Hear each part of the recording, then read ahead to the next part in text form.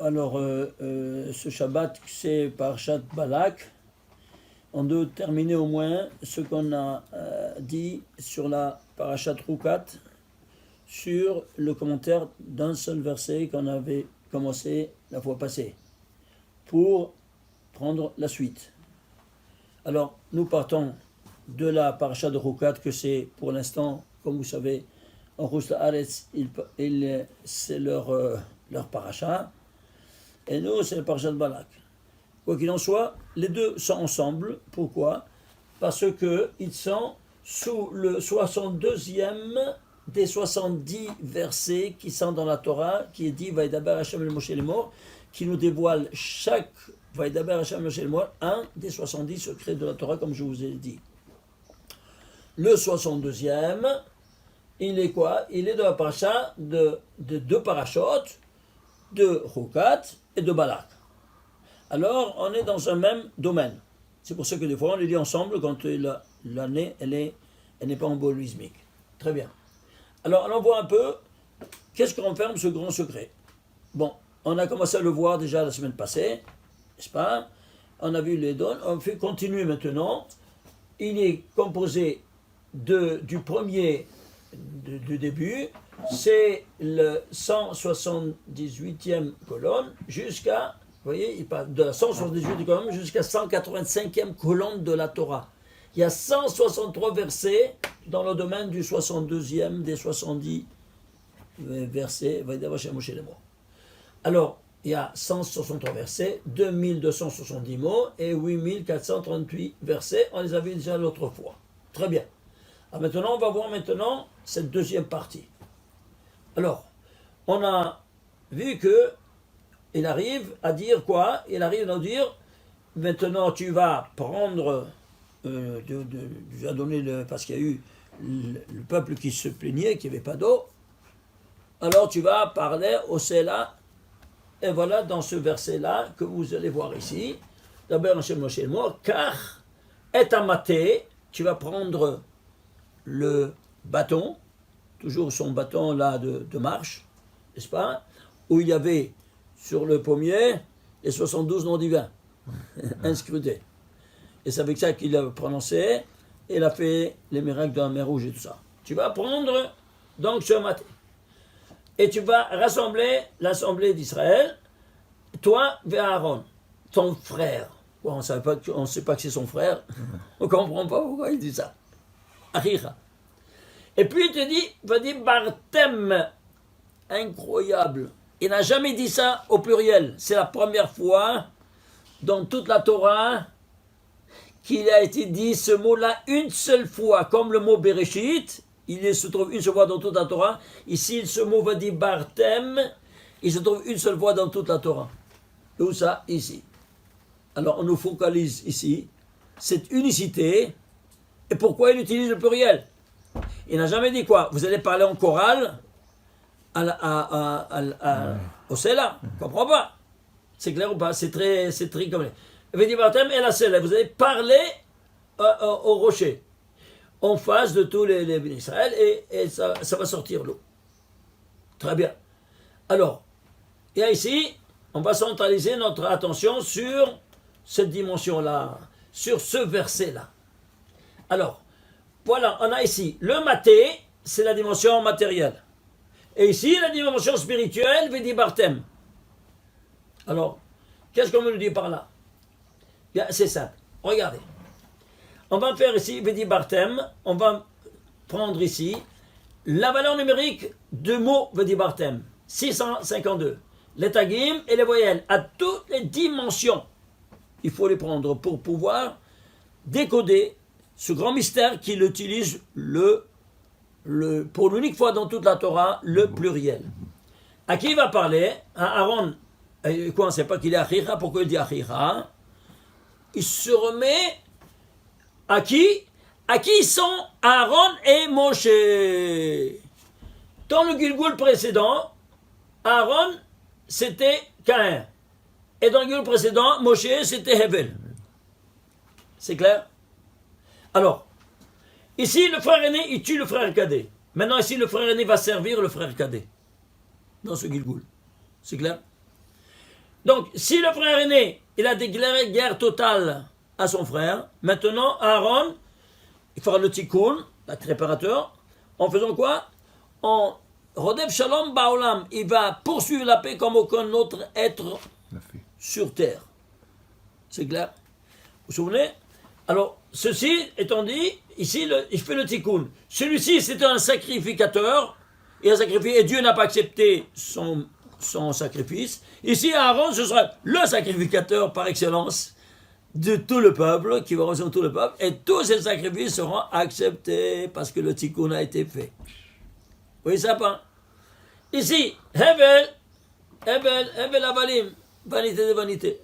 Moshe, Anna, Mikol Adam, l'homme le plus homme de la terre. Tu vois la même carte d'identité. Lui est un berger, aussi. Tu vois, toutes les mêmes propriétés, les mêmes rôles. Maintenant, un deuxième stade. Très bien. Alors, regardez ici. Qui veut dire Barthème? Il a dit veut dire Barthème, qui? Dieu. Alors tu fais veut dire Barthème le mot, plus le nom de Dieu, qu'il s'associe comme 798. Ici, tu fais Caïn 160, Hebel 37, c'est 197. Ici, Aaron, c'est 256, et Moshe 345, 601, plus 197, 798. Tu vois ça quand tu dis veut dire Barthème? Pour se remettre, où ça? Dans le cadre précédent. Et si tout cela ne suffisait pas, allons voir en Gematria. Ici, 772, c'est quoi? Ben, Ilen, tu vas le décomposer. Il se décompose en 2, en puissance 2, par 193. 193, c'est quoi? C'est le 45e nombre premier. 45, c'est Adam. Et ça, c'est 2 en puissance 2. Pourquoi? Parce qu'il y a 2 scénarios et chacun représente 2. Il y a 4 Adam. Il y a 4 Adam, 2 et 2. Alors tu vois à qui il s'adresse quand il dit Achicha. On sait que c'est son frère, qu'est-ce qu'on a besoin de plus? Non, il te dit attention, ici il y a un deuxième scénario qui est derrière. Et qui est représenté par quoi? Par leur Gilgulim. Alors 2 qui sont 2 au carré. Le voilà, 2 au carré. Et 4 personnages, 4 Adam. 4 Bnei Adam. Alors il a parlé à ces 4 Ben Adam, c'est-à-dire maintenant, on est dans ce scénario du Gilgul et du Tikkun. Alors on voit maintenant alors, ce mot si important. Quel mot c'est de la Torah? Alors on voit maintenant quel est le rôle de ce mot. Ben regarde, quand tu vas lui parler, regarde qu'est-ce que tu vas faire. C'est le 58 596e mot de la Torah. C'est quoi? Ilan, un sur l'autre, décompose-le. 2 en puissance 2 par 3 par 19 par 257. 9, le 19 c'est le 9 nombre 1, 9 c'est 3 au carré. 257, 56e nombre premier, 56 c'est 2 en puissance 3 par 7. 5, 4, 2. C'est depuis 2 en puissance 16 par 3 en puissance 3, c'est quoi? 3456, c'est quoi? C'est 9 fois 388. 84, pardon. Et c'est quoi 384, vous vous souvenez? La Shekhina, qu'elle est représentée par la Shekhina, vous savez que c'est le rayon réfléchi de Kutcha Benichou. Oui. C'est la Malchut. Alors on réfléchit, alors c'est quoi? C'est le nom de Dieu écrit à l'envers. Kevav, Keyud. Il se trouve dans tout le Tanakh 384 fois. Et fait le tikkun, parce qu'il reçoit, elle est 9 fois, pourquoi? Parce que elle est illuminée par les 9 séphirot qui donnent à la Malchut. C'est clair ou pas? Donc elle est animée par les 9 séphirot qui lui donne cette lumière. Et donc, il est le rayon réfléchi. En d'autres termes, 9 fois 320, c'est autre aussi que 12 fois 288. Et alors, ben regarde maintenant ici, au niveau maintenant des lettres. La tête de ce mot-là, c'est le Vav, Vedibat. Quelle lettre c'est de la Torah? 2222 247e lettre de la Torah. Décompose-le pour voir la racine. On décompose, ça c'est un très grand nombre premier, lequel? Le 19 799e nombre premier. Eh bien, ça je peux décomposer? Oui, ça décompose. 13 par 1523. 1123, c'est 242e nombre, 242 c'est 2 par 11 au carré. 11 c'est 6 au carré, et 11 au carré c'est 6 au carré, ça se décompose. Qu'est-ce que tu as? 288, Ishtabach chez moi, c'est quoi 288? Rafah Nitzosim Dikdusha, c'est les 288 étincelles, je vous le rappelle, n'est-ce pas, de sainteté qui sont restés après la pose d'Amrishon et qu'ils sont tombés dans la poussière et que nous devons relever chaque fois en disant Melech HaOlam et donc avec toutes les mitzvot qu'on fait.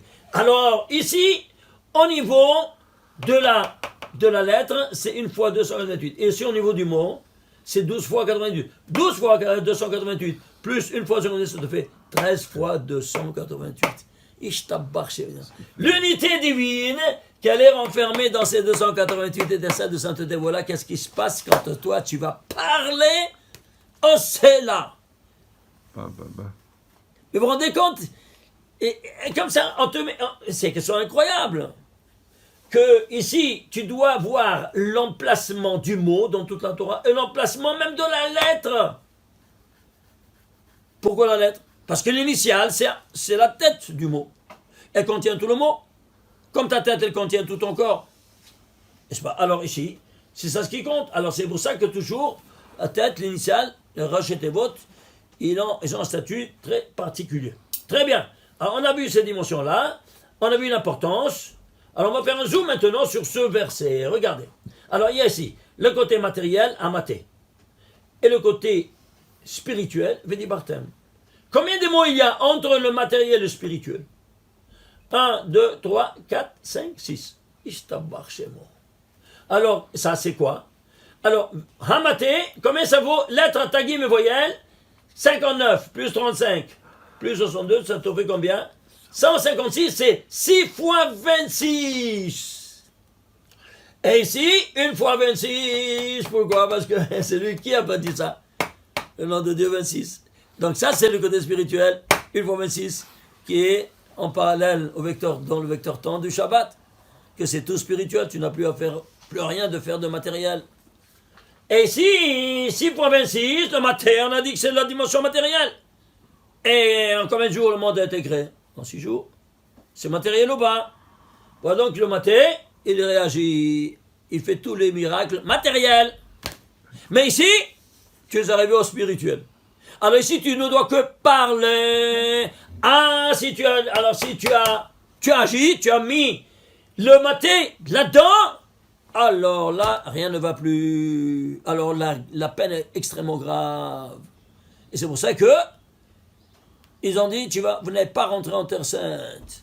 Bon, il y a beaucoup de raisons, évidemment, mais ça c'est, Akadosh Baruch Hu, il biche et à Gizra Zoti, il a habillé ce décret par cet événement pour nous enseigner ça aussi. C'est-à-dire quoi? C'est-à-dire,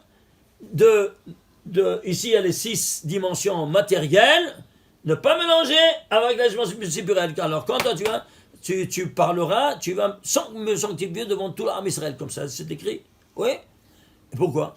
Parce qu'on dirait que c'est toi qui a cassé le rocher, qui est où? Mais on n'a jamais vu qu'un bâton il est plus fort que le rocher. On n'a jamais vu ça.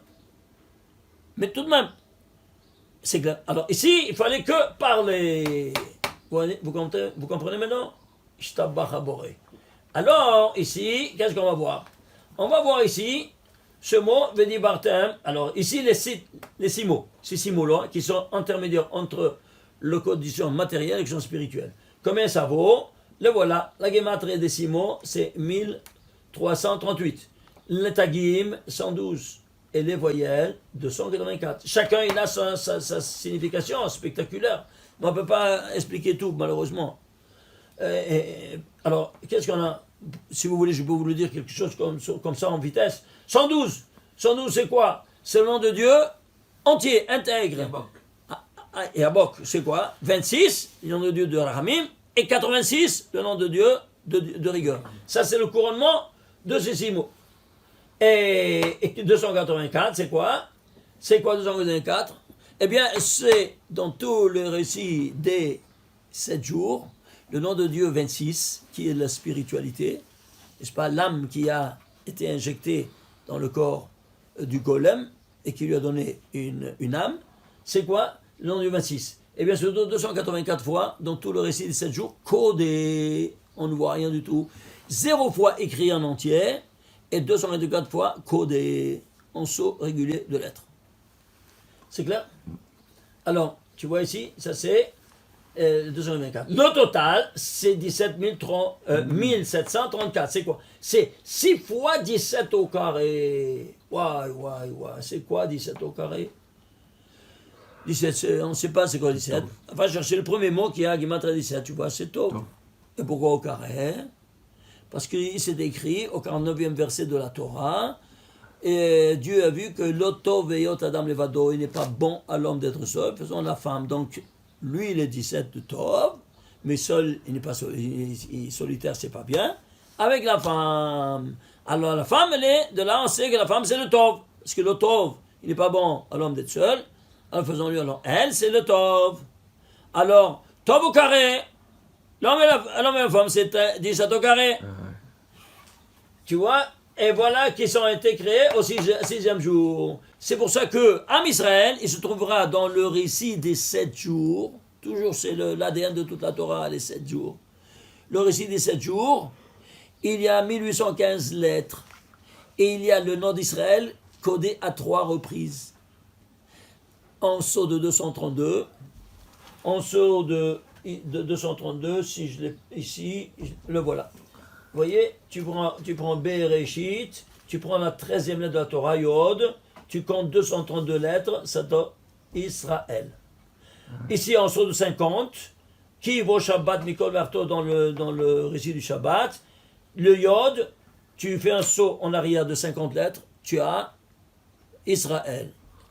Et la troisième fois, Yod, le Yom HaShishi, le Yod HaShishi, 7 lettres, ça donne Israël. Alors, 232 plus 50 plus 7, ça te fait 289 égale 17 au carré. Ishtabach Shemo. Incroyable. Donc, ce sont des constantes mathématiques qui font le déroulement de toute l'histoire. Vous vous rendez compte? À travers ces paramètres-là, tu comprends comment l'histoire va se dérouler. Vous vous rendez compte? C'est incroyable ou pas? Et donc le tout pirouette autour de ce Tov qu'il est incarné dans Am Israël. C'est clair? Alors c'est pour ça que, je peux vous dire comme ça en passant, tu prends la 17e paracha de la Torah, qu'est-ce que tu as? Paracha d'Yitro. Les 10 commandements sont donnés dans la paracha d'Yitro. 17e, tu vois, c'est pas Tov. C'est pour ça qu'il est car Tov, Natati lachem, Torati al ta'azovu. La Torah, elle est définie de Tov, la source du Tov. Et alors, dans les 17 commandements, dans les 10 commandements, il y a 17 commandements. En détail, il y a 17. 14 et 3. 14 et 3. 14 négatives et 3 positives. Pourquoi? C'est 3, 14. 3 positives et 14 lotinable. Incroyable, hein? Vous voyez ces constantes incroyables. Alors ici, on est arrivé ici à décoder quoi? Ce 6 fois 17. Très bien. On apprend maintenant le verset. Ce verset-là, lequel est-il? C'est 4317e verset de la Torah. Ilen Alilen décompose 3 fois 1439. 1439, c'est le 229e nombre au premier. 229, c'est 51. Il y a un nombre au premier. 51, c'est 3 fois 17. Donc 3 par 3, ça fait 9 fois 17. De nouveau, c'est 9 fois 17. Ishtabach Shemo. C'est-à-dire quoi? Ce Tov qui sera donné par les 9 séphirotes à la Malchut, qu'elle sera illuminée par ces 17. 9 fois. 9 fois 17. Un qui donne, l'autre qui reçoit. Et si tu as la racine de 17, c'est le 8e nombre au premier. Et 8, c'est 2 en puissance 3. Et ça, c'est 3 en puissance 2. Très bien. 9 fois 8, 72 de Shama Meforash qui ressort. Ishtabach Shemo. Incroyable. Alors maintenant, ici... Comment vous trouvez le 9 et le 8 et le 72 à partir Regarde de ici.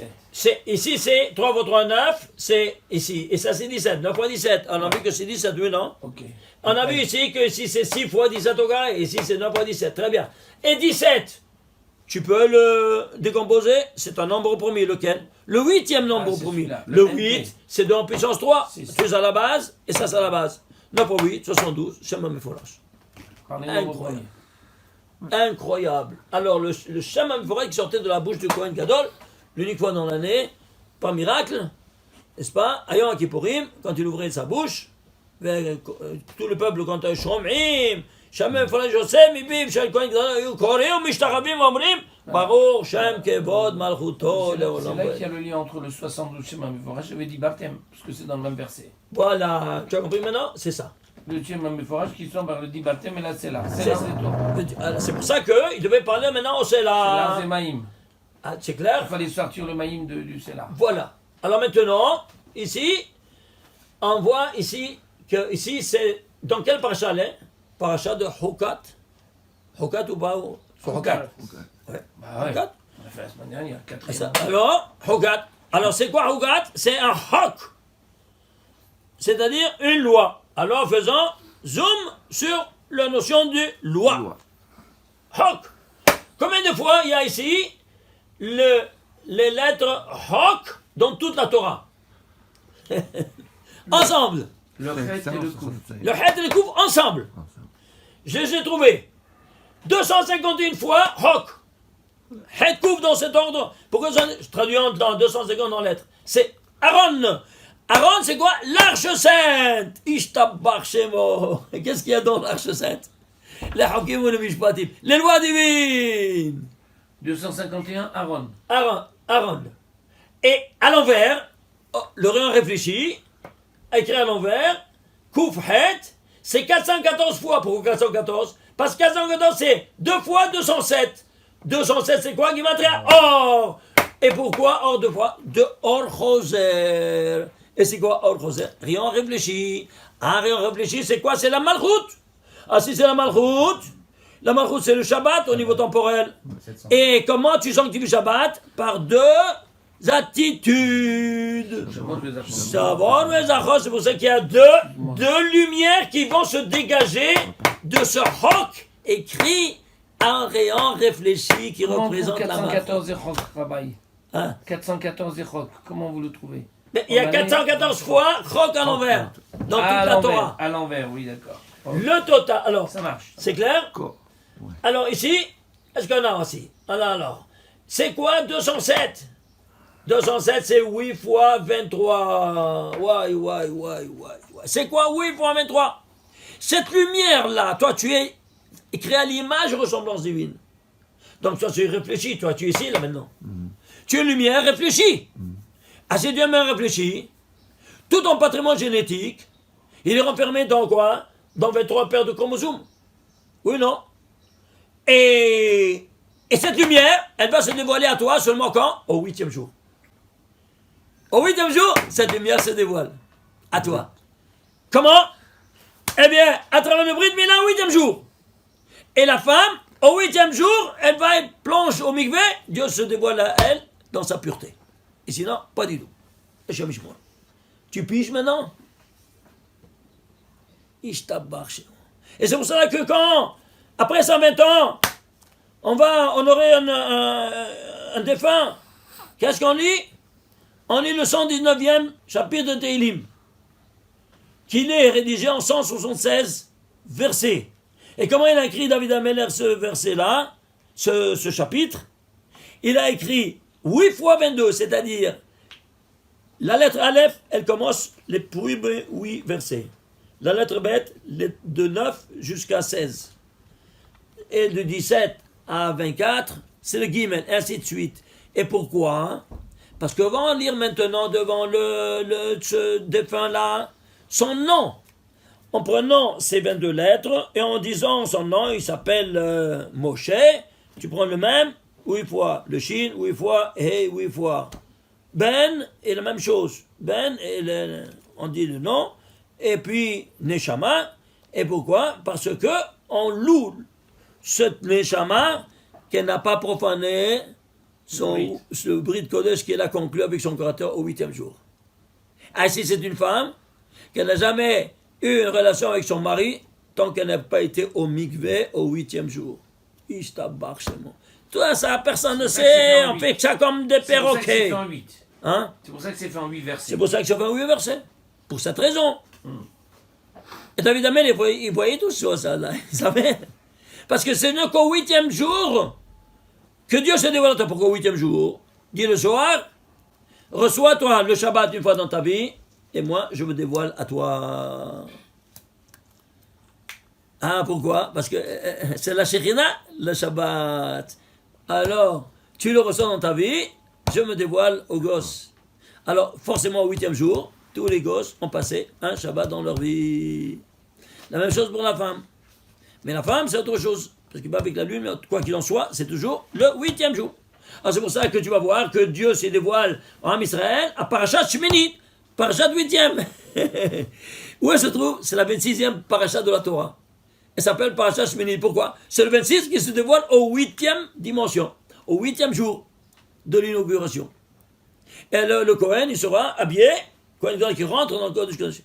Eh bien, lui, il est habillé avec, oui, habits. Oui. Il y a 4 en lin et 4 en or. Pourquoi 4 en lin et 4 en or? Parce qu'il y a 4, c'est les Yudke Vavke, en lin. Et 4 en or, c'est Aleph Dalet Nun Yud, parce que ça représente le nom de Dieu écrit. Aleph Dalet Nun Yud. Comment en or? Il y a de l'or. Des fils en or. Oui, des fils en or. Ok? Alors, si c'est ainsi, tu as ici, Aleph Dalet Nun Yud, c'est quoi? C'est la Malchut. La Malchut, c'est la royauté. Donc, l'or représente la royauté. Ah, mais ça rappelle le veau d'or que vous avez fait. Alors, quand toi, tu rentres dans le Kodesh Kodashim, tu enlèves tous les 4 habits en or, et tu rentres seulement avec ceux du lin. Pour ne pas avoir un souvenir de ta faute devant moi. Tu piges? Vous comprenez ça ou pas? Le Kohen est habillé tous les jours en 8? Toujours en 8, sauf que quand il rentre dans le Kodesh Kodashim, seulement il les enlève. Il met que 4. Oui, c'est clair? Chaque habit, il a une raison. On ne peut pas rentrer ici, parce que ce n'est pas le thème du jour. Alors, la prochaine fois, on va voir ça, dans les détails. Ici, retournons ici dans le Hok. N'est-ce pas? Hok, c'est la loi, une loi qui n'a pas de raison. L'ensemble des deux, 259 plus 414, ça te fait 665. C'est quoi 665? Eh bien, 665, c'est quoi? C'est dans les 5 fois 7 fois 19. Regardez où on se trouve dans l'infrastructure de la première des 70 secrets de la Torah. Le premier, il se dévoile à nous quoi? Il se dévoile comment être dans les 5 mondes. Ce premier des 70, il est rédigé en 19 versets. Vous entendez? En 19 versets, 235 mots et 928 lettres. Vous vous souvenez? 19 versets. Pourquoi? Parce que c'est la Malchut qui se dévoile à nous.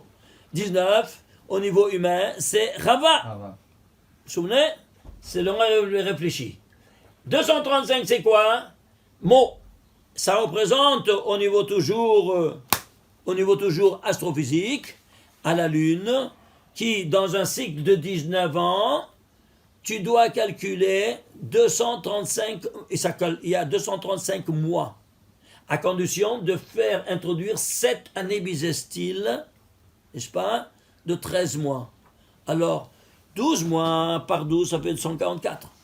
Plus 7 années par 13 mois, ça fait 91. 144 plus 91, combien ça te fait?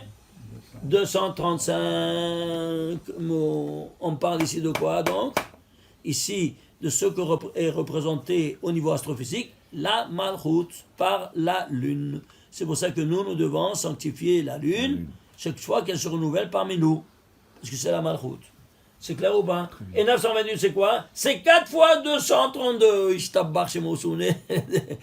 L'origine métaphysique dans les 4 mondes, 232 le total.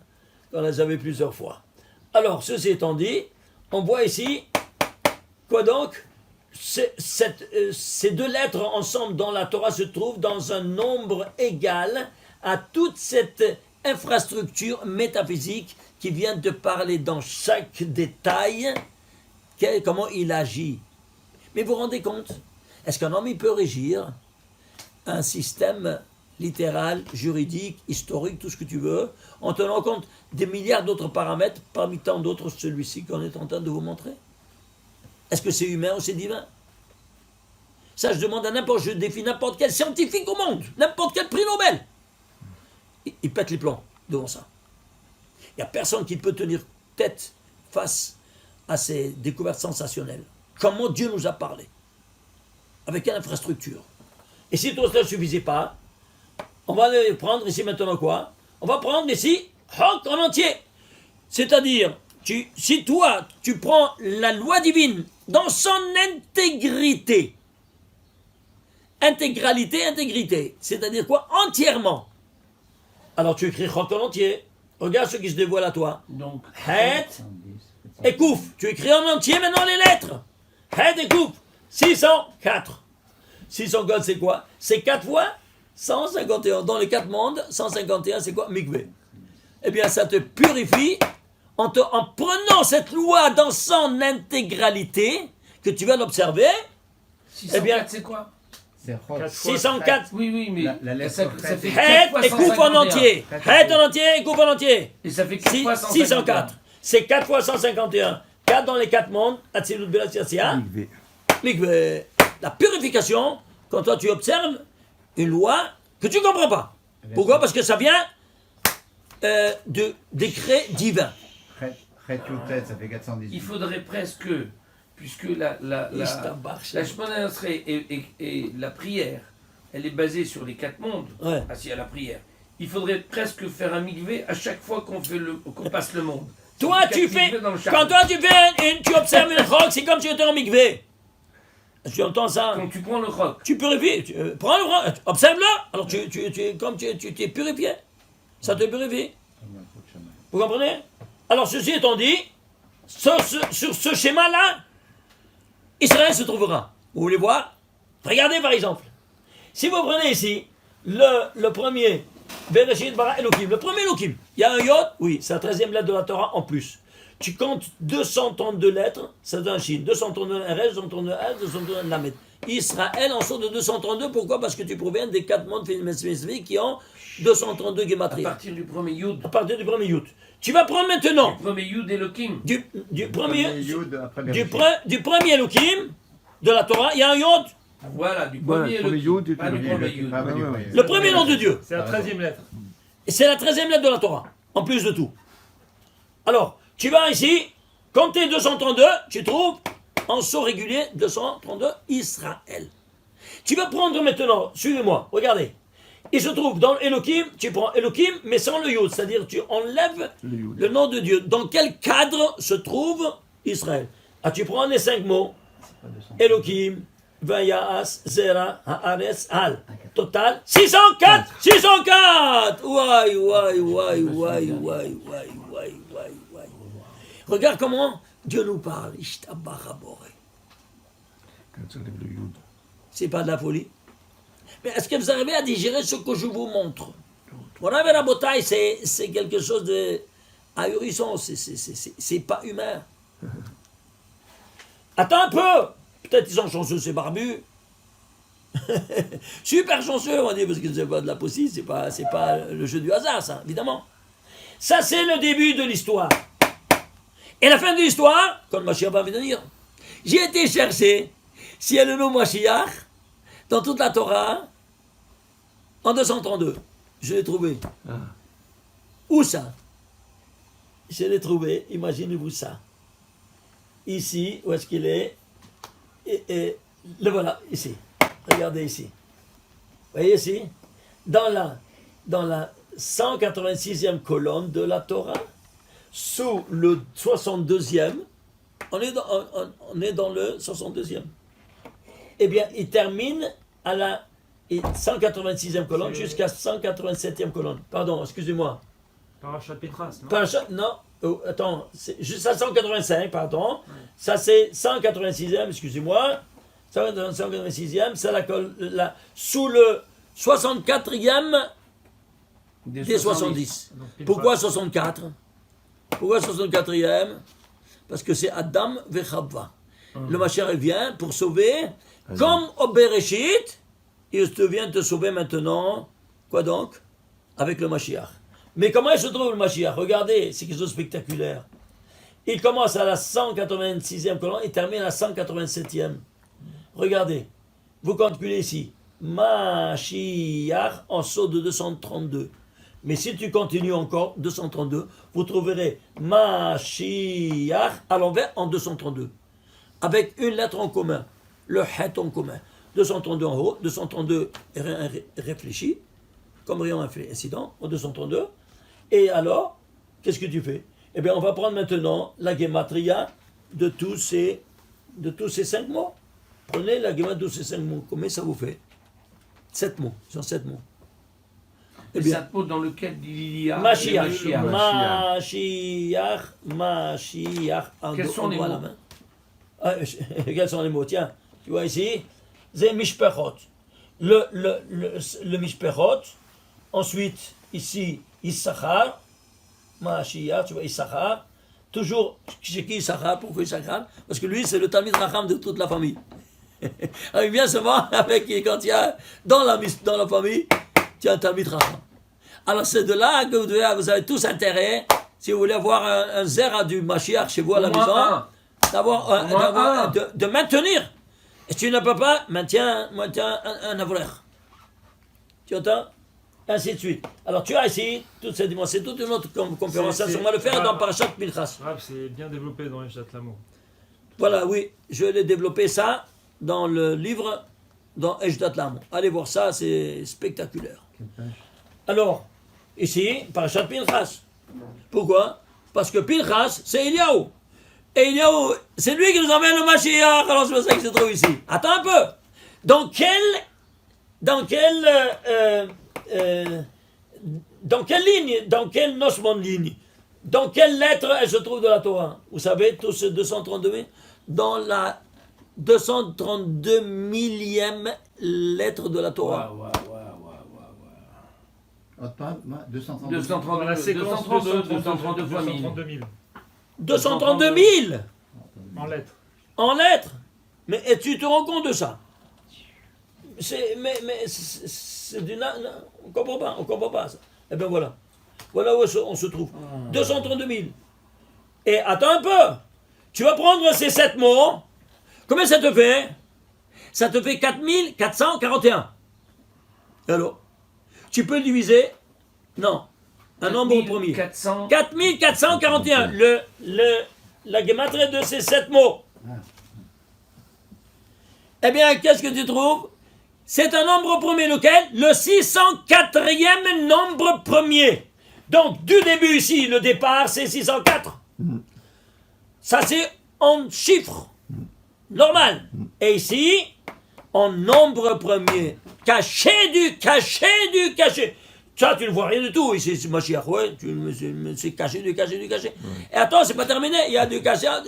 Regarde combien de couches tu dois enlever, creuser, pour aller trouver quoi? Finalement, ce 604 comme le point de départ, le point d'arrivée. Un nombre premier. En nombre premier. Ishtabach Shemo. Vous vous rendez compte? De nouveau ce roc. Tu vois ce roc? Le voilà. Alors voilà ici. Ça c'est Israël, 622. Ça c'est les 7 mots. Les voilà, les 7 mots. Vous voyez ici? Mishpachat, Issachar, Ephraim, Mishpachat et Mishpachat 3 fois. Au début, au milieu et à la fin. Et il y a toujours ce qui est contenu. Mashiach et Mashiach. Le total, 4421. Et ça, c'est la série 2232 000 lettres.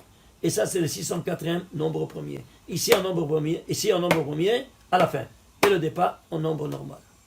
Et tout vient de ce roc. Mais vous vous rendez compte de ça? Où termine toute l'histoire? Ben ici, quelle colonne? 187e colonne. Pourquoi 187? Parce que 187, ce n'est autre que 11 fois 17. Why. Où est là son départ? Ici, 186. C'est quoi 186? Ben c'est simple, regardez ici. 186, c'est Yud au carré par He au carré par Vav au carré par He au carré. C'est-à-dire, Yud au carré, ça fait 100. He au carré, 5 fois 5, ça fait 25, 125. Vav au carré, 36. 125, 36, 161. Et He au carré, plus 25, ça fait 186. Donc le départ, c'est quoi? C'est le nom de Dieu au carré. Pourquoi au carré? La vitesse de la lumière, dans la formule de la relativité, elle est E égale mc2. La vitesse de la lumière, elle est au carré. Et ça, c'est la source de toute la lumière. Eh bien, elle est au carré. Ishtabach Shemo. Alors, ceci étant dit, qu'est-ce qu'on a ici? On a encore un dévoilement ultérieur. Lequel? Le 11-17. Il termine toute l'histoire dans la colonne 11-17. Jusqu'au 64. Ici commence le 65e. Donc ici, termine, vous voyez ici? Ici, termine le 64. Ici, donc voilà. Ici, ça, tout de suite après, il y a le 65e des 70. Alors, ceci étant dit, 11-17, c'est quoi? Une autre des constantes mathématiques qui régissent l'univers. 11 et 17. Ah, 11 plus 17. 11 et 17. 11 fois 17. Deux chiffres. 11 Alors. multiplié par 17. Oui. D'accord. 11 fois 17, c'est 187. 11 et 17, c'est des chiffres. Alors 11-17, le couple 11-17, c'est une constante mathématique qui va régir toute l'histoire et le déroulement de tout. À tout niveau, au niveau temporel, spatial, matériel, au niveau métaphysique, au niveau physique, au niveau humain, au niveau astrophysique, à tous les niveaux. Vous voulez voir? Allez. J'en apporte quelques exemples. Attendez, n'allez pas trop vite. 17, c'est des- Alors, 17, c'est le tov et 11, suivez-moi. C'est les intercelles. Au niveau temporel, c'est les pincelles. niveau temporel, on va prendre maintenant ici les 6 jours profanes à part et après le Shabbat à part. Les 6 jours, tu vas prendre le nom qui est la signature de chaque jour. Alors, le nom, la signature, c'est Chotama de Kucha Bericho. Alors, tu prends le nom et renferme tout le jour. Le premier nom du premier jour, Echad. Tu fais la Gematria. Le deuxième, Sheni, 360. Shelishi, Revi'i, Hamishi, Hashishi. Le total des lettres, 2298. Ici, tu vas prendre les tagim et les voyelles, parce que si tu ne prends pas tous les 3 dimensions, tu es en dehors de la plaque. Tu n'as même pas encore commencé. Alors, tu fais le total des lettres et tagim voyelles, ça te fait en total, ici, 2805. C'est quoi 2805? C'est 5 fois 11 fois 17, plus 10 fois 11 fois 17. Pourquoi 5 et 10, ça part? Parce que, vous vous souvenez, la Chorma, c'est le papa, 10. Il est animé par le Yod. Et la Bina, la maman, c'est Hey. Alors, ça c'est au niveau de Kabbalah. Alors, la maman, elle se multiplie par 11 fois 17, plus le papa, 10 fois 11 fois 17, ça te fait combien? C'est 15 fois 11 fois 17, ça te fait combien? 2806. Ishtabach Shemo. C'est-à-dire la valeur numérique de tous les 6 jours. Avant, dans les 3 dimensions. Lettres, tagim et voyelles. On va prendre maintenant le Shabbat. Shabbat à part, oui ou non? Parce que ça c'est profane, ça c'est à part. On va prendre le Shabbat. Shabbat c'est le 7e jour. 7 c'est quoi? Zayin. Eh bien, écrit dans sa totalité. Zayin, malé. Zayin c'est quoi? 67. Aïe, aïe, aïe, aïe, aïe, aïe, aïe. Suivez-moi, attachez vos ceintures. 67, c'est une autre des constantes mathématiques. D'où elle vient? Par le Zayin malé. Zayin dans son intégralité. C'est pour ça que David Ameller, il va mettre l'unique psaume écrit en forme de 67e en forme de menorah. Quoi? Le 7. Chandelier à 7 branches. Tous les secrets seront enfermés là-dedans. Ça, on ne peut pas rentrer ici parce qu'on savait en écrit plusieurs livres. Ça y est, c'est pas une conférence. Ah, c'est pas une conférence, c'est ça. Alors, 67, on va prendre 67. Traduction de 67, c'est quoi? C'est Samer Zain, 60 plus 7. Oui, non? Alors, tu vas prendre 60 plus 7 en entier. Samer, vous voyez, ici, ici. Vous voyez ici? Alors, Samer en entier, 120. Zain en entier, 67, ça fait 187. 187, c'est quoi? C'est 11 fois 17, c'est 187. Donc, soit, ici, les jours profanes, c'est 11 fois 17, 15 fois. Soit ici, 11 fois 17. oui, et soit ici, le Shabbat, il est 1 fois 117. 15 fois 117, plus 1 fois 117, 1 fois par 17. Non, ça fait 11 fois 117, 11 fois 17. Non, ici, 15 fois pour le Chol. Ok. Et 1 fois pour le Shabbat, ça fait 16 fois 11 fois 117. Et c'est quoi 16? L'épée du Créateur qui va trancher. Harabo. Harabo, c'est la Kadosh Baruch Hu qui va trancher dans ces dimensions de 11 fois 17. Pour ton bien. Alors, ça c'est au niveau temporel. Au niveau spatial. Au niveau spatial, le Beth Amikdash, d'un côté à l'autre, ça c'est le Beth Amikdash, ça c'est la cour, ça c'est le Beth Misbeach, et ça c'est le Shara Nikanor. Et il y a les 15 marches qui montaient. D'ici à là, il y a 187 amas. C'est-à-dire 11 fois 17. Ça c'est la résidence du Beth Amikdash. De quel endroit à quel endroit? Yerushalayim. Du mur périmétral externe au mur externe, ici après le Misbéach, c'est-à-dire jusqu'à Shar Nikanor. Parce qu'ici, il pouvait rentrer, imaginez-vous ça, ici, d'ici, de ce mur jusqu'au Misbéach, il y a 22 amas. Et ici, ils seront repartis en deux. Il y a ici une ligne rouge, 11. Toujours ce 11. Ce 11, tu arrives, les bénis Israël peuvent rentrer. Après, ils ne peuvent plus rentrer. Après, ce sont les Lévi'im et les Kohanim qui peuvent passer. Donc toujours ce 11 là qui est la ligne de deadline. La ligne rouge. Et c'est toujours 11-17. Vous vous rendez compte? Alors ça c'est au niveau spatial. Au niveau matériel. Au niveau matériel, vous c'est 11-17. Alors, suivez-moi. Il y a une chose incroyable. Puisque 11-17 c'est une constante de la création universelle, voilà donc que Dieu il va faire un pacte avec qui? Avec le sel. Il dit chaque corban que tu vas m'amener, ça ne doit jamais manquer le sel. Pourquoi? C'est simple. Regarde ici.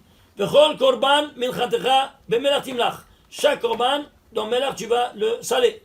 Velo tashbit, et jamais ça doit manquer. Melach brit, il a brit elokecha. Le pacte de Dieu. Donc il a fait un pacte avec le sel. Mais al minchatecha, al kol korbancha, takriv melach. Ça c'est, où ça? Tu vois ici, c'est dans la Torah, c'est dans le Vaïkra, le 2e chapitre, et ici, ici ça a été effacé. Vous allez ici, c'est le 10e ou le 12e, on va voir plus tard. Parashat Vaïkra. Parashat Vaïkra, 2e chapitre. Alors, suivez là. Qu'est-ce que c'est le Mélach? La composition du Mélach, c'est quoi? Chlorure de sodium. Chlorure de sodium, Na, c'est L. Na, il a 11 électrons, et c'est L, 17 électrons, 11, 17. Na, c'est L. Na, c'est 11 et c'est 17. Na, il a 11 électrons, et le chlorure, il a 17 électrons. Ishtabach Shemo. C'est pour ça qu'il va faire un pacte avec le monde minéral. Alors, et pourquoi faire un pacte avec le monde minéral? Ah, alors là, renferme tous les secrets de ce qu'on vient de voir. Quelle est la signification de 11-17? Pourquoi tu dois faire un pacte avec le sel? Pourquoi? Parce que Dieu a créé deux éléments les plus puissants, l'eau et le feu. Vient le Kliakar, il le dévoile. Les deux éléments, ils ne peuvent jamais subsister ensemble. Tu les mets ensemble, l'eau, il éteint le feu. Vous êtes d'accord? Oui. Mais il y a un élément qui fait la paix entre eux. C'est qui? Le sel. Comment? Le soleil, il fait évaporer les eaux de la mer, ça reste le sel. Et quoi? Tu vois que les eaux n'ont pas éteint le feu du soleil, Oui. et il existe toujours parce qu'il est à l'état gazeux. Il existe toujours. Oui. Alors, soit l'eau existe, soit le feu existe, et grâce au qui? Au sel. Donc le sel, il a fait la shalom entre l'eau et le feu. Et c'est pour ça que ça ne doit jamais manquer sur ta table. C'est pour ça que ici, vous voyez, même ici, même quand on ne mange pas, et tout ça, vous voyez ici, la salière, elle ne doit jamais manquer. Et pourquoi? C'est comme ça s'écrit, ça ne doit jamais manquer. Parce que c'est un symbole de quoi? De paix. Et alors moi je prends le pain. Comment tu dis le pain? Comment ça s'appelle? C'est quoi l'ehem? Ça vient de l'ohem, langage de guerrier. Tu sais combien de guerres tu as fait pour amener ce bout de pain sur ta table? Oui, à la sueur de ton front. Oui, tout le monde sait combien on a sué pour apporter ce bout de pain sur la table. Alors c'est un symbole de guerre. Quoi, je vais manger un symbole de guerre? C'est-à-dire, il faut toujours se battre pour avoir du pain. Voilà. Pour avoir de l'argent, quoi. C'est ça. Alors maintenant, écoute, écoute. tu vas prendre ce bout de pain. Étant donné que c'est un bout de pain, c'est un symbole de guerre. Tu ne peux pas le manger, toi, un beau symbole de guerre. Alors qu'est-ce que tu fais? Tu vas le plonger dans un mikvé de paix, que c'est le sel. Ça s'appelle melach. Lehem, ce sont les mêmes lettres de melach dans un autre ordre. Lehem, c'est 78, 3 fois 26. Tu le plonges dans un mikvé de 3 fois 26, mais qui s'appelle melach. Et alors tu convertis en paix. Alors ce n'est qu'alors que tu peux te nourrir. Tu donnes à ta femme, tu dois tromper 3 fois, tu donnes à ta femme. Tu donnes à tes enfants 3 fois, et tu donnes à chacun 3 fois, et tu donnes à chacun. Pourquoi 3 fois? Parce que c'est 3 fois 26. Melach, c'est 3 fois 78, c'est 3 fois 26. Alors tu dois rappeler toutes ces 3 dimensions de miséricorde divine qui sont dans le Melach. Alors 3 fois 26 plus le bain, ça fait 6 fois 26. C'est 6 fois 26. Tu fais le tikkun du 6e jour que tu as mangé la hita avant le temps. Ishtabar Shemo. 3 du sel et 3 du pain, ça fait 6. 6 fois 26. Et 6 fois 26, c'est quoi? Au 6e jour que tu as profané le nom de Dieu en mangeant la hita. Hita, c'est quoi? Le blé. Et qu'est-ce que tu as en main? Le blé élaboré. Ishtabar. Et vous comprenez ça ou pas? Oui. La folie ou pas? Alors, on comprend maintenant tout ça, pourquoi on doit faire ça chaque fois. Alors, dans ces conditions-là, on a aussi le sel. Ça, c'est au niveau, on a vu. Temps, espace et matière. Rita 22. Et maintenant, Rabbi, ouais, Rita 22. 22. 2 fois 11. Oui, parce qu'il y a 11 étincelles de bien et 11 étincelles de mal. Ah oui. C'est pour ça que le 11, c'est un point de départ, le bien. Mais Les 11 étincelles de bien Mais c'est sa qui source. sont représentés La source du 11, par c'est le Rita. les 10, suivez-moi, par les 10 séphirotes et le Or Makif qui les réunit. Alors, ceux-ci, ils sont dans le bien. Et qu'est-ce que tu as ici? Tu as dans le mal maintenant. Et qu'est-ce dans le mal? Eh bien, tu vois ici, il y a eu quelqu'un, il a voulu faire une Shoah en un seul jour. Qui c'est? Haman, à la tête de ses 10 enfants. Les 11 étincelles de mal. Haman, c'est le père, c'est Or Makif, avec ses 10 enfants. Tu vois les 11 étincelles du mal? Comment ils agissent? Incroyable. C'est pour ça que Yud Aleph, tu écris en entier, Yud en entier, Aleph en entier, ça fait 131, c'est le nom de l'ange de la mort. Alors que dans la Gdusha, Yud en entier, ça provient quoi? L'initiale de Yud Kevavke. Et Aleph, c'est l'initiale de Aleph Dalet Nun Yud. Ça, c'est dans la sainteté. Ce qu'il y a dans la sainteté, dans la pureté, dans la même mesure, intensité. Alors, comment vous trouvez dans la Gdusha? Ben, tu prends les initiales du nom de Dieu, Oui. écrit et lu. Écrit, Amonai. c'est Yud Amonai. Kevavke. Et lu, c'est Amonai, Oui. c'est Aleph. À Yud et Aleph, tu écris Yud en entier, Aleph en entier, c'est 131. Oui. C'est le contrepoids du ange de la mort. Parce que ça, c'est dans la vie. Alors, quand toi, tu es dans la vie, tu mets en fonction la vie, la Kedusha. Ouais. Et si tu le fais pas dans la Kedusha, tu es dans la Touma. C'est une des Tu appelles l'ange de la mort. C'est une des kavanas qu'on fait avec le Yud Kevavke et le Amonai à l'intérieur, non? Voilà, c'est une des kavanot, oui. Ouais.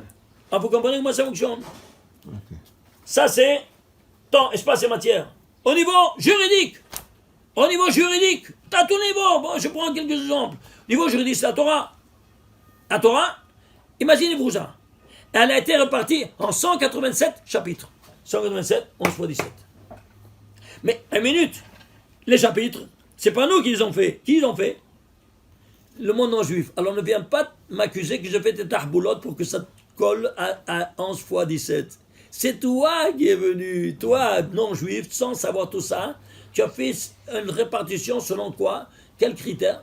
Critères du pshat, des arguments. Ici, là, un argument, c'est là, un argument. Selon le pshat, c'est sorti 11 fois 17. Ishtabar Shemo. Tu vois ça? Au niveau, tout ça, ça part d'où ça? On a dit, comme dit Rabbi Shimon Bar Yochai, dans le Tikkun HaZohar, tout part du premier verset de la Torah. Ba'asra ma'amor divrei ha'olam. Avec 10 verbes créateurs, le monde a été créé. 10 Pirkei Avot, 5e chapitre. Et kol asra ma'amarot, kelulim betocha ma'amar harishon. Et tous les 10 sont renfermés en guise d'ADN dans le premier. Lequel est-il? Premier verset de la Torah. Bereshit bara Elokim Hashem et haaretz. Tu vas prendre le premier verset et tu vas voir. Il y a des lettres faibles et des lettres fortes. combien de lettres faibles il y a? Il y a 11 lettres faibles. Et combien de lettres fortes? 17. Il y a 28 lettres. 28 lettres dans tout le premier verset. 11 et 17. Alors, comment tu vas... Comment on reconnaît les lettres fortes et les lettres faibles avec les tagim? Avec les tagim. Pas de tagim, mais tagim. Les tagim, qui n'a pas de tagim, sont des lettres fortes. Elle n'a pas besoin de se renforcer.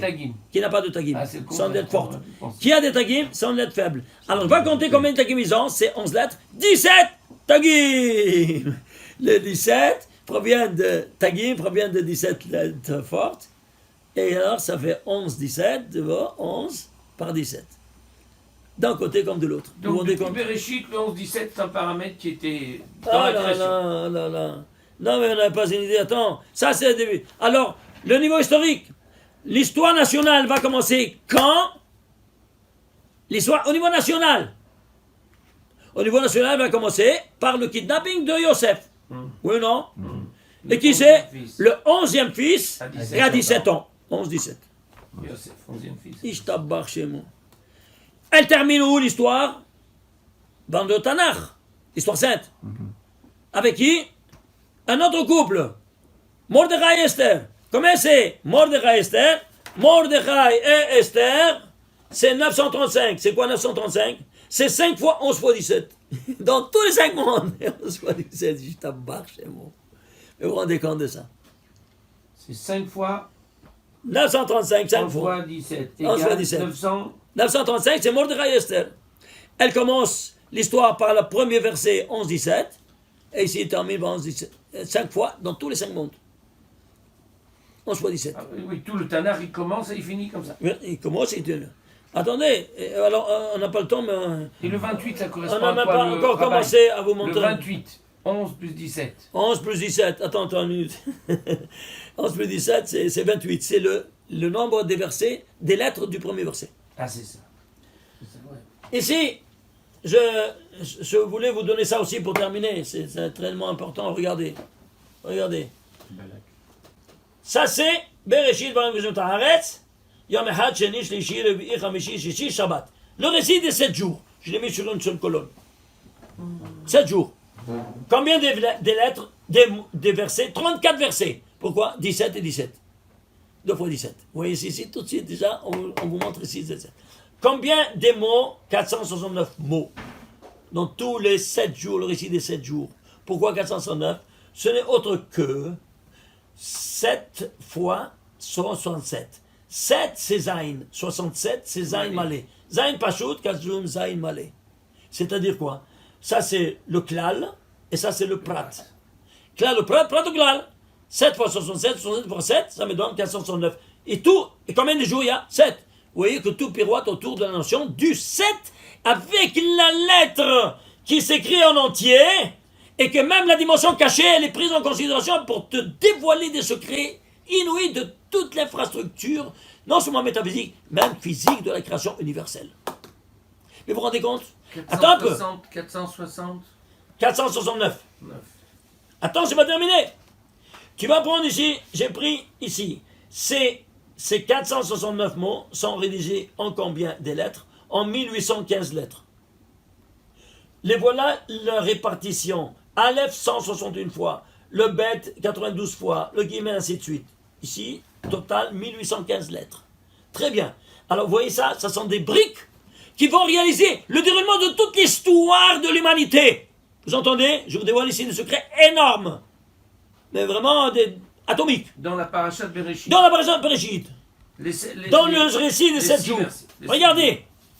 Tu vas prendre maintenant, ici, tu vas prendre, il y a 2 lettres qui sont dans la même mesure de présence.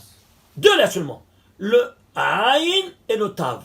Le Aïn 67 fois et le Tav 67 fois. Oh, on retombe ici dans le 67. Le 67 c'est quoi? Sa mère, Zayn. 187, 11 fois 17. C'est-à-dire, ce 67-là, c'est un leitmotiv. Et pourquoi je trouve dans les lettres Aïn et Tav? Aït, c'est le moment. Aït, Aïn Tav ensemble, tu le lis, c'est Aït, c'est quoi? L'instant. Et chaque instant, il sera animé par qui? Par le Créateur. Comment tu le sais? C'est simple. Tu vas prendre l'Aïn cumulatif, puisque le vecteur temps, il est cumulatif. 1 plus 2 plus 3. Tu vas de Alif jusqu'à Ain, ça te fait 325. Et le Tav, de Aleph jusqu'à Tav, ça te fait 1495. Au total, 1820. Chaque instant, il est animé par tous les 1820 noms de Dieu qui sont rédigés dans la Torah en lecture directe. Ça, c'est chaque instant. Aïe, aïe, aïe, aïe, aïe, aïe. Mais est-ce que tu te rends compte? Mais ça, c'est du cachet, du cachet, du cachet. Oh, je le marque même pas celui-là.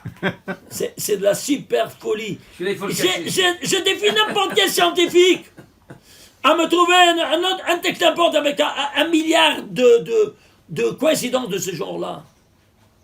Non, pas honte. Vous savez qu'est-ce qui est. Quand on voit ces choses-là, la bouteille, quand on va aller là-bas, 1800. la Torah va demander ça Elbona chez le Torah. Elle va donner sa honte. Tu as pris les autres livres et tu m'as laissé de côté. Vous savez, qu'est-ce qu'on sera? On veut se trouver sous terre là-bas. Non, on va nous envoyer à l'enfer pour se purifier de toutes ces impuretés qu'on a lues dans tous les autres livres, qu'il n'y a pas la haskama d'un rabbin reconnu mondialement. Sinon, tu ne peux pas lire. Tu rentres dans un restaurant, tu vois la Toda de Kashrut, ça, aucun problème. Et le livre, c'est la nourriture de l'âme. Et s'il n'y a pas aussi une Toda de Kashrut, tu ne peux pas lire, tu ne peux pas ouvrir ce livre-là. Même les livres, ils ne sont pas cachés. Même les livres sont... Mais certainement, quoi, tu rigoles? Qui c'est qui a accepté de se mettre dans... S'il n'y a pas l'Agdama, il n'y a Il n'y a pas d'imprimatur, ce que tu appelles là, n'est-ce pas, Haskama, tu ne peux pas l'ouvrir. Alors tous les livres que tu n'as pas... C'est pas n'importe quel Agdama, ça tu, dépend laquelle. Hein. Tous les livres que tu n'as pas, cette Haskama, à la poubelle immédiatement. Sinon, la Torah elle va se demander sa helbona, elle va demander sa honte. Regardez ici. Je vais prendre quelques petits exemples. Regardez. Je prends par exemple ici le nom des... Ici, il y a tellement de choses que je vous apporte ici. C'est comme spectaculaire. C'est Enso. Par exemple, la Malchut. La royauté, on parle de la Malchut. Tu prends le même, combien de fois? Le Lamed, le Cham, tatata. Et le total, combien ça te fait? Eh bien, ça te fait un total de 187 encore une fois. Malchut. Un multiple de 187. C'est-à-dire 11 fois 17. C'est de la folie, mais vous ne pouvez pas s'imaginer. On va prendre maintenant les trois. Écoutez, on va laisser ça pour une prochaine fois parce que c'est spectaculaire à voir ça. Les briques qui ressortent de ces 1815 lettres, vous n'avez pas les combinaisons. Je dis les briques, c'est-à-dire ce sont des lettres que tu vas maintenant combiner avec le nom de Dieu, le nom de Yud Kevavke, combien de fois c'est Yud Kevavke, combien de fois les Shabbat, les Shabbat, mais chaque chose. Mais il a maintenant un langage suivant la tête qui te dévoile l'identité de ce que toi, tu es en train de manipuler au niveau verbal. À travers quoi? À travers ces briques de ce récit que on te raconte une histoire de la création, comment elle s'est déroulée, à tous les niveaux, normalement.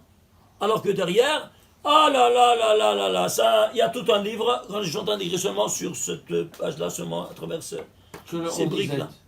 Baruch Adonai, la'olam, Amen, amen, Shabbat Shalom ou Mevorach. Rabbi, notre cours, c'est comme une lumière, c'est infini. Si on ne l'arrête pas, il peut continuer. C'est pas la folie. Et Balak. Mais dans le domaine de Balak, tout ça. On n'a pas commencé. On n'est même pas arrivé à Balak. On n'a pas. C'est l'introduction, c'est un scama, ça. Balak, c'est. Encore 2-3 heures. Il faut refaire un autre cours cette semaine sur la paracha de Balak.